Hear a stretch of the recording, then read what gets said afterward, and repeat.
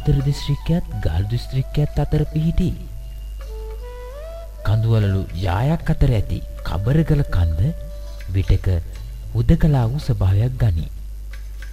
එනම් එහි ඇති විශාලත්වය නිසාවෙනි.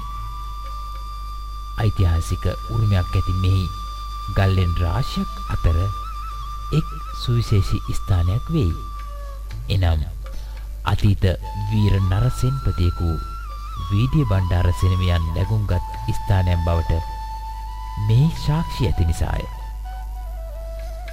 සුන්දර පරිසර පද්ධතියකට හැඩගැසුණු මෙම වටපිටාව තුළ සාන්ත ස්වභාවය දෙගුණ තෙගුණ වන්නේ කබරගල කන්ද මත පිහිටි සිරිරහල් තපෝවන සෙනසුන නිසාය.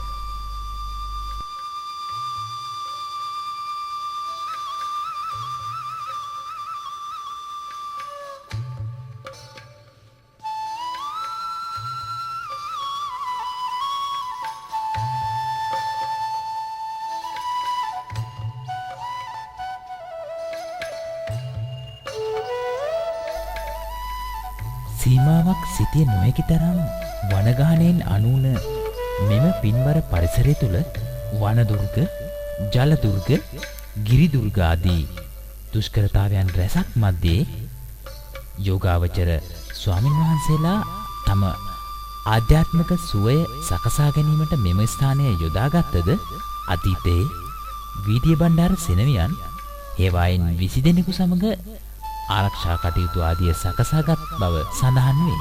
ඒ නිසාම ඉහළ හේවා විස්ස යනුවෙන් හඳුන්වා පසුව එය ඉහළ හේවෙස්ස වී ඇත. ඉහළ හේවෙස්ස සිරිරහල් තපුවන වනසෙනසුනේ සෑම දිනකම සවස් යාමේ සිදු කරනු ලබන බුද්ධ වන්දනා ගාථා යමෙකුට ශ්‍රවණය වූවා නම් ඔහු මෙම ස්ථානය හැර නොයනවා ඇත.